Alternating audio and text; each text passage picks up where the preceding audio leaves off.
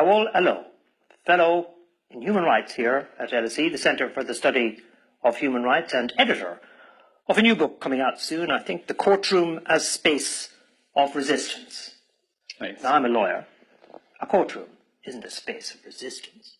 A courtroom is a space for adjudication, punishment, justice. A courtroom is a space. What you can do with that space is really up to the particular actor that found himself in that position. So it is precisely the fact that it is a space that makes it available for political deployment.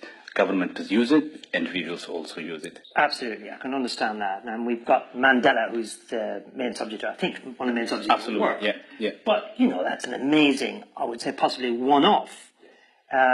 We had IRA terrorists in my country, so-called terrorists, and they used to refuse to recognize the court. Or we had the Baader-Meinhof, a Red Army faction in Germany, who rejected the whole system. They were tried too. Is it sort of anybody who's able to, as it were, deploy the space in that way? Or are you saying, oh, I like Mandela, he's fine, oh, I don't like the IRA, I'm judging here? They are primarily available for governments to use them, but the extent to which individuals can deploy the courtroom as a space of resistance is very limited.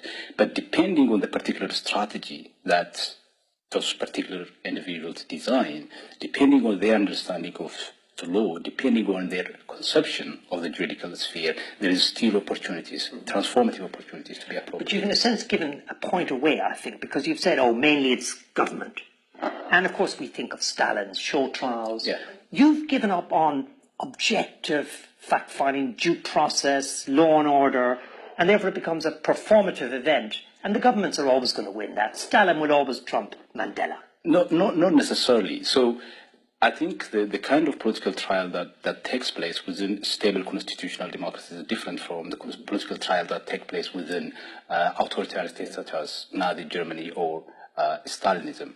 But the point is that the space of the courtroom, precisely because of the architectural space, precisely because of the discursive nature of legal norms and legal rules, because of that open indeterminacy, there is a space that can be appropriate, and it has been done in several occasions. But the extent to which that can be effectively deployed depends on a number of factual, legal, and also local circumstances. I see what you mean. So take, say, Ethiopia, which you write about a lot, and you're from Ethiopia, Yeah, I think. yeah.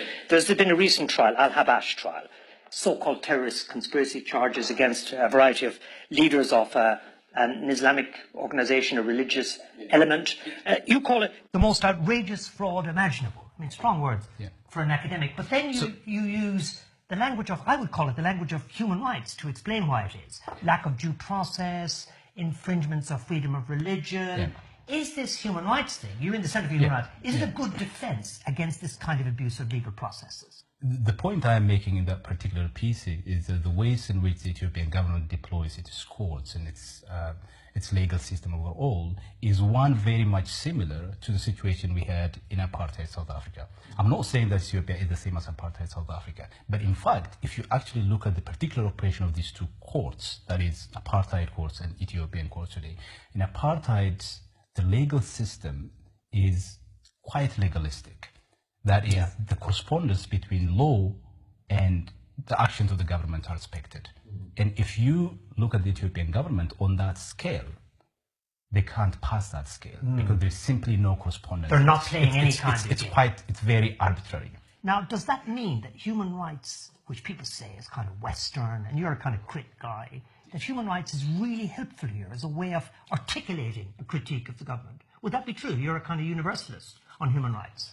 No, I wouldn't say I am a universalist, but in that particular case, people are denied the basic right to defend themselves. The ways in which counter-terrorism legislations are used today is pretty much similar in their logic, in their rationality, with that of how anti-communism laws were deployed in apartheid South Africa and other parts of the world. So what I am against in that particular case is the ways in which people are denied the very basic right, due process to defend themselves in the court. So whether you articulate that in the language of human rights and something else doesn't really matter to me. So you're a kind of reluctant human rights guy here, right? Well, I would say I am interested in human rights, but I want to see it critically. So, you know, I like the values that the Enlightenment gave us, Yeah. but not a complete affirmation of those values. But insofar as they gave us the language of human rights, the language of liberty, equality, You want to take that?